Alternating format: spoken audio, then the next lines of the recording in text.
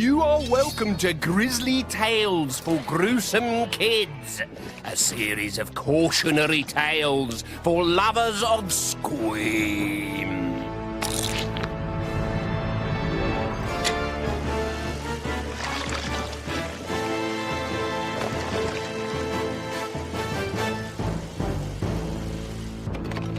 I call this tale Eboy.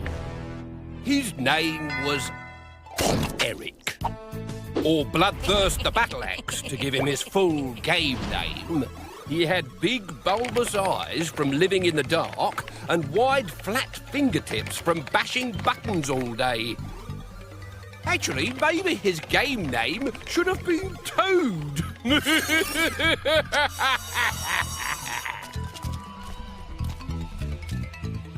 Eric's computer was his life. He shopped on it, he chatted on it, he played games on it. The only thing that Eric could not do on his computer was open a door and live inside it. Not that he didn't want to. Living in cyberspace was Eric's dream. He longed to live in a world where games were all that mattered. His parents saw it differently. You do nothing, Eric, all day. You just sit there like a big blob glued to that monitor. I do lots of things. I fight alien invaders, I crash cars, I blow up planets. Yes, but you're only using your eyes and fingers. It's hardly exercise. And my brain? If I didn't use my brain, my eyes and fingers wouldn't work. Very clever. That computer will be the death of you. At least Casper likes me. You should get out more. Meet some real people. Computers are just slaves. People can choose what they do. And I choose to live with my computer. So stick that in your expansion port and smoke it. What can you get from a computer that you can't get from us? 64-bit graphics, a laser that fires 12,000 rounds per second, a head like a lizard and a body that's part tractor, part great white shark. Oh, fair enough.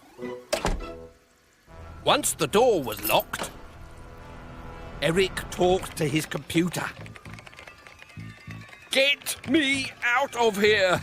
I want to live in cyberspace! The screen went blank. Huh?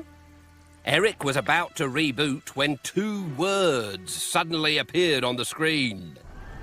Phantom Postman. It was there for a blip, and then it was gone. Phantom Postman turned out to be a website. Eric followed the on-screen instructions and scanned in a full-length picture of himself. Then he attached the picture to an email and pressed send. His stomach fell through the floor as he was dragged into the computer. And when he cried out, letters typed themselves out of his mouth. Help! He landed unforgivingly on a wide brick path. You have just been emailed, announced an automated voice. Welcome to the firewall. Firewall? Everyone walks through fire. No firewall, no entry to cyberspace. The bricks suddenly burst into flames. No, no, I'll burn to death! Stand still or I will delete you. Eric stood still while the firewall consumed him. Oh, actually that's quite pleasant. It wasn't even slightly sore. He floated into the sky like burnt ash and slipped through a tear in the clouds.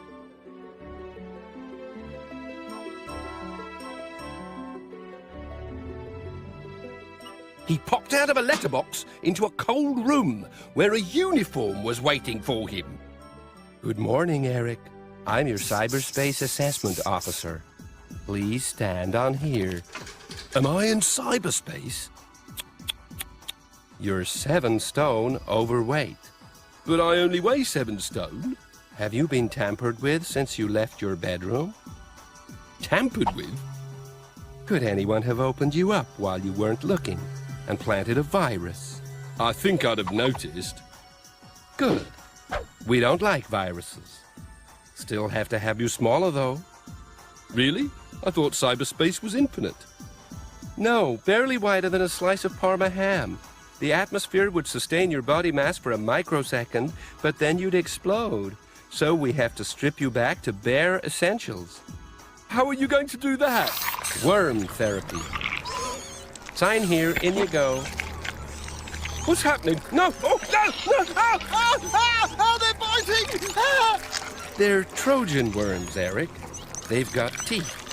Don't worry, they won't eat anything you need.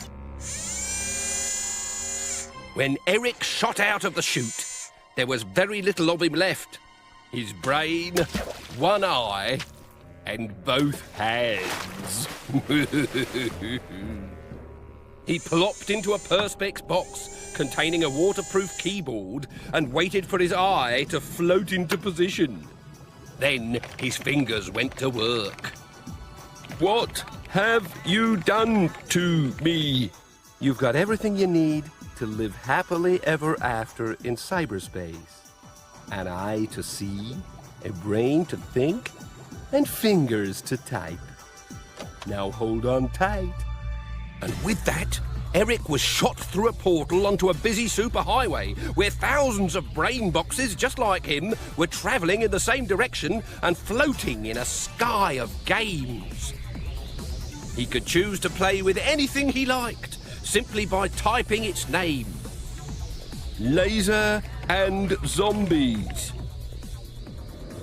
The world was literally at his fingertips. Cyberspace was Eric heaven.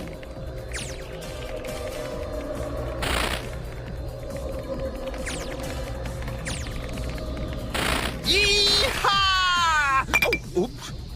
Or it would have been had the computer not suddenly been invaded by a virus.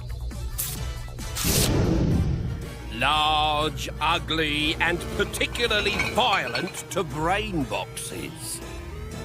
Go home! Float for your life!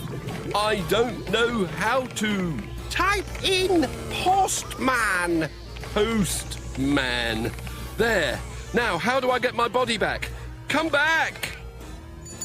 Well, you obviously didn't read the disclaimer when you signed it. What disclaimer? The one explaining that once you've been eaten by a Trojan worm, there's no way back. What does that mean? Hold tight. Posting now. Less than 5 minutes after arriving in cyberspace, Eric was posted home. He squitted onto the desk in his bedroom through an unused USB port and lay there like a stranded jellyfish. Surprisingly, Eric's mother was happy when she found him. At last, she had her son exactly where she wanted him, and there was nothing he could do about it. That's enough now, Eric. Good night. And just like every other night, she shut the bedroom door to stop the cat from sneaking in. Well, imagine if Casper mistook Eric's eyeball for a goldfish. Oh, the thought's just too horrible for words.